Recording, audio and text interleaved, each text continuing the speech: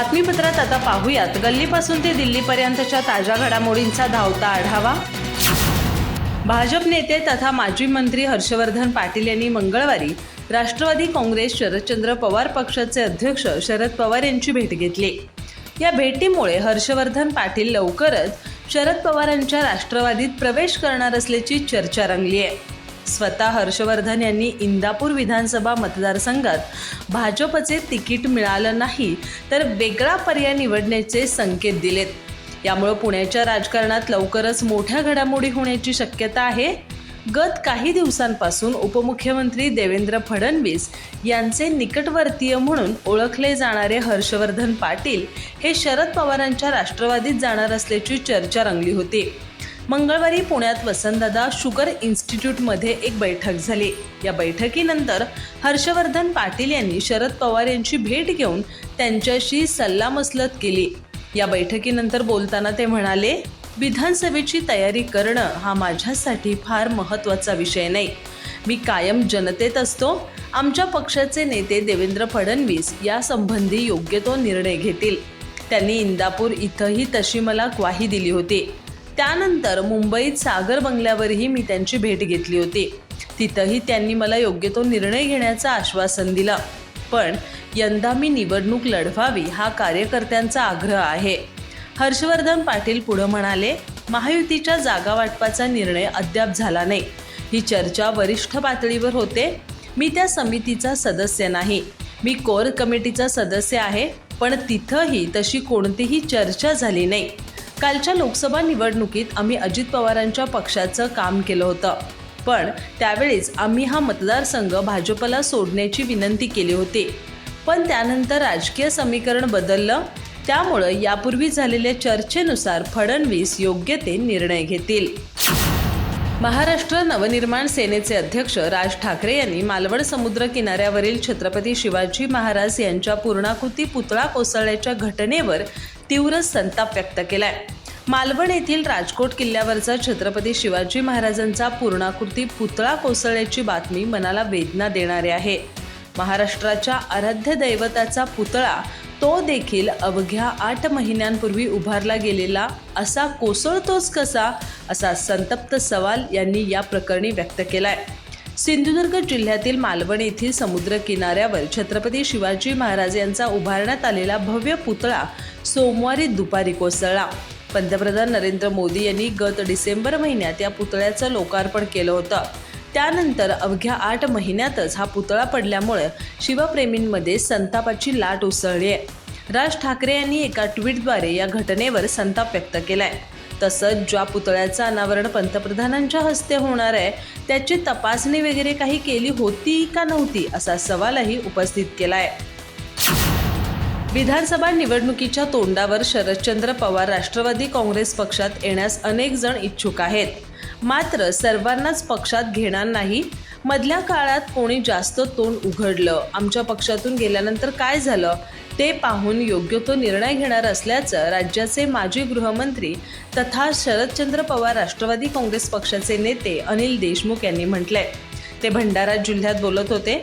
शरद पवार साहेबांवर विश्वास ठेवत अनेक मतदारसंघातील इच्छुक आज आमच्या पक्षांमध्ये येत असल्याचा दावा त्यांनी केलाय। शरद पवार साहेबांच्या नेतृत्वात पक्षात येण्यासाठी पाईपलाईन लागली आहे असं देखील अनिल देशमुख यांनी म्हटलंय। राज्यांमध्ये आमचं सरकार येणार हे काळ्या दगडावरची पांढरी रेघ असल्याचा दावा देखील त्यांनी केलाय। विधानसभेच्या निवडणुका या ऑक्टोबर महिन्यात लागायला हव्या होत्या, मात्र भारतीय जनता पक्ष आणि मित्र पक्ष ही निवडणूक घेण्यास घाबरत असल्याचा आरोप देखील अनिल देशमुख यांनी केलाय। लोकसभा निवडणुकीच्या निकालानंतर आता त्यांना भीती वाटतेय। निवडणुका कशा घ्यायच्या असा प्रश्न त्यांच्या पुढे पडला आहे। मात्र जेव्हा निवडणुका होतील तेव्हा महाराष्ट्रामध्ये महाविकास आघाडीचं सरकार येईल ही काळ्या दगडावरची पांढरी रेघ असल्याचं देखील अनिल देशमुख यांनी म्हटलंय। आगामी विधानसभा निवडणुकीच्या तोंडावर अवघ्या महाराष्ट्राचं राजकारण तापलं आहे। त्यातच शेतकरी नेते रविकांत तुपकर यांनी शेतकऱ्यांच्या प्रश्नांवरून आक्रमक होत सरकारला पुन्हा एकदा राज्यव्यापी आंदोलन छेडण्याचा इशारा दिलाय। कर्जमुक्ती, पीक विमा, सोयाबीन आणि कापूस दरवाढीच्या मागण्यांसाठी लवकरच एक राज्यव्यापी आंदोलन छेडलं जाईल। हे आंदोलन न भूतो न भविष्यतो असं असेल।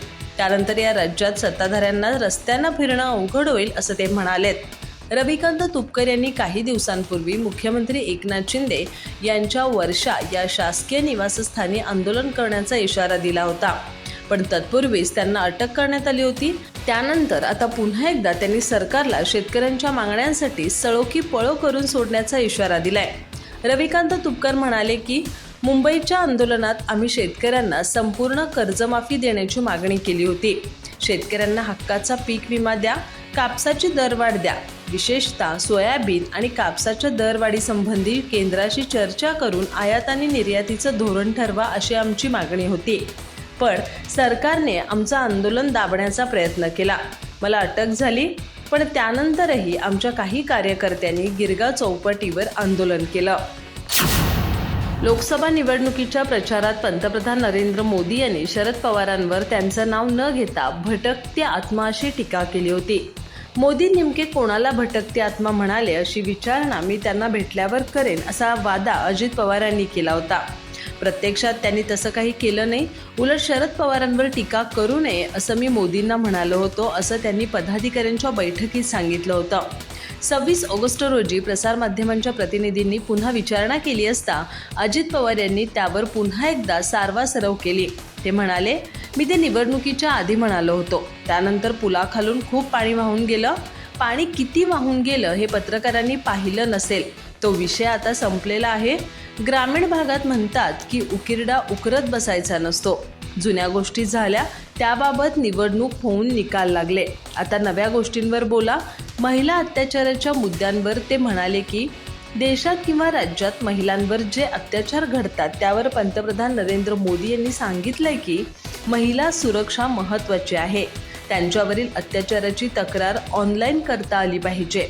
हल्ली असे प्रकार घडताना दिसत आहेत. या घटना राज्यात घडू नयेत यासाठी मंत्रिमंडळानेही निर्णय घेतलाय. आरोपी नराधमांना फाशीची शिक्षा झाली पाहिजे. फास्ट ट्रॅकमध्ये ही प्रकरणं चालवली पाहिजेत. पोर्शे कार अपघात प्रकरणात बड्या व्यक्तींना वाचवण्याचे प्रयत्न झाले अशी टीका माजी मुख्यमंत्री पृथ्वीराज चव्हाण यांनी केली. याबाबत पवार म्हणाले, हा आरोप धांदात खोटा असून याबाबत त्यांनी पुरावे द्यावेत. मी कोणाला पाठीशी घालत नाही. सिंधुदुर्ग किल्ल्यावरील छत्रपती शिवाजी महाराजांचा पुतळा कोसळणं हे अतिशय दुर्दैवी आहे. मात्र त्यांचं खापर नेव्हीवर फोडून नेव्हीला बदनाम करू नका. चूक झाली असेल तर शासनाने माफी मागितली पाहिजे असं म्हणत काँग्रेस नेते आमदार सतेज पाटील यांनी सरकारवर टीका केली आहे. या घटनेची जबाबदारी घेऊन राज्य सरकारने राजीनामा दिला पाहिजे अशी मागणी देखील त्यांनी केली आहे. सिंधुदुर्ग किल्ल्यावरील छत्रपती शिवाजी महाराजांच्या कोसळलेल्या पुतळ्याची पाहणी त्यांनी केली. त्यावेळी ते बोलत होते.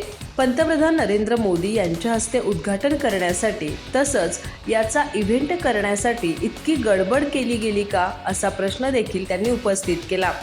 छत्रपती शिवाजी महाराजांच्या बाबतीत देखील सरकार असं करतं हे खरंच दुर्दैवी असल्याचं ते म्हणाले. छत्रपती शिवाजी महाराजांच्या पुतळ्याची अवस्था बघितल्यानंतर आज वेदना होत आहेत. पुतळा तयार करताना योग्य खबरदारी घेतली नाही हे आज दिसून येत असल्याचं देखील ते म्हणाले. केवळ निवडणुकीआधी अनावरण करण्यासाठीच अनुभव नसणाऱ्या लोकांना हे तर काम दिलं गेलं असा आरोप देखील त्यांनी केलाय. आपटे नावाच्या व्यक्तीला हे काम देण्यासंदर्भात नेव्हीला कोणी सांगितलं? कोणत्याही शास्त्रात न बसणारे नियोजन या पुतळ्याच्या बाबतीत केलं गेलं असा आरोप देखील सतेज पाटील यांनी केलाय. चूक झाली असेल तर शासनाने माफी मागावी. मात्र नेव्हीवर ढकलू नये, नेव्हीला बदनाम करू नका. स्वतःचे पाप दुसऱ्यावर ढकलण्याचं काम हे सरकार करत असल्याची घणाघाती टीका देखील सतेज पाटील यांनी केली आहे. राजकोट परिसरातील छत्रपती शिवाजी महाराज यांचा पूर्णाकृती पुतळा कोसळल्यामुळे शिवप्रेमींमध्ये संतापाची लाट उसळली आहे. या पुतळ्याचं पंतप्रधान नरेंद्र मोदी यांच्या हस्ते गत 8 महिन्यांपूर्वीच उद्घाटन झालं होतं. यामुळे संताप व्यक्त केला जात असतानाच आता राज्याचे शालेय शिक्षण मंत्री दीपक केसरकर यांनी राजकोट परिसरात पुन्हा 100 फूट उंच शिवरायांचा पुतळा बांधण्याचं आणि त्याचे पुन्हा पंतप्रधान मोदींच्या हस्ते उद्घाटन करण्याचे संकेत दिलेत. दीपक केसरकर मंगळवारी या प्रकरणी पत्रकारांशी बोलताना म्हणाले की सदर घटनेवरून कुणालाही राजकारण करण्याचा अधिकार नाही. छत्रपती शिवाजी महाराज हे स्वराज्याची स्थापना करणारे पहिले राजे होते. ते पहिले नौसैनिक राजेही होते. घडली ती घटना अतिशय दुःखद आहे. कोसळलेला पुतळा नौदलाने बांधला होता. त्याची उंची 28 फूट होती. परंतु नागरिकांची मागणी या ठिकाणी शिवरायांचा 100 फुटांचा पुतळा उभारण्याची होती.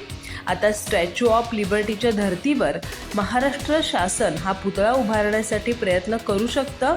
हा 100 फुटी पुतळा उभा राहिल्यास पंतप्रधान नरेंद्र मोदी यांना पुन्हा या पुतळ्याचं उद्घाटन करण्यासाठी बोलवण्यात येईल. यावेळी भव्य स्मारक उभारून या परिसराचा विकास करता येईल. हात लावेल तिथं सोनं होतं अशी मराठीमध्ये एक म्हण आहे. मात्र पंतप्रधान नरेंद्र मोदी ज्या ज्या ठिकाणी हात लावतात त्याची माती होते, अशा शब्दात उद्धव ठाकरे गटाचे खासदार संजय राऊत यांनी पंतप्रधान नरेंद्र मोदी यांच्यावर टीका केली आहे. अयोध्येतील राम मंदिराचं उद्घाटन मोदींच्या हस्ते झालं, त्यातून आता पाणी गळतंय. नव्या संसदेचं उद्घाटन मोदींनी केलं, तिथं देखील पाणी गळतंय. अनेक पुलांचं उद्घाटन त्यांनी केलं, ते पूल पडतायत. कोस्टल रोडचं उद्घाटन केलं, तो गळतोय. अटल सेतूमध्ये दरारी पडली आहे. छत्रपती शिवाजी महाराजांच्या पुतळ्याचं उद्घाटन केलं, तो पुतळा कोसळलाय. त्यामुळं ज्या ज्या ठिकाणी मोदी हात लावतात त्याची माती होत असल्याचं संजय राऊत यांनी म्हटलंय. मालवणमध्ये छत्रपती शिवाजी महाराजांचा पुतळा कोसळला, तो आमच्या मनावरील आघात कधीही भरला जाऊ शकत नसल्याचं खासदार संजय राऊत यांनी म्हटलंय. लोकसभा निवडणुकीच्या आधी पंतप्रधान नरेंद्र मोदी यांनी या पुतळ्याचे घाईघाईत अनावरण केलं होतं. इतक्या घाईत या पुतळ्याचं अनावरण करू नका असं आधीच सांगण्यात आलं होतं. मात्र तरीही त्यांनी घाईने पुतळ्याचं अनावरण केलं. इतकंच नाही तर त्या पुतळ्याच्या बांधकामाविषयी आणि शिल्पकलेविषयी अनेक इतिहासकारांनी आक्षेप घेतला होता. त्यात इंद्रजित सावंत यांचा देखील समावेश होता. स्वतः संभाजीराजे छत्रपती यांनी देखील त्याच्यावर काही आक्षेप घेतले होते. तरीही तो पुतळा घाईघाईत बसवण्यात आला. आता तो पुतळा कोसळला असल्याचं संजय राऊत यांनी म्हटलंय.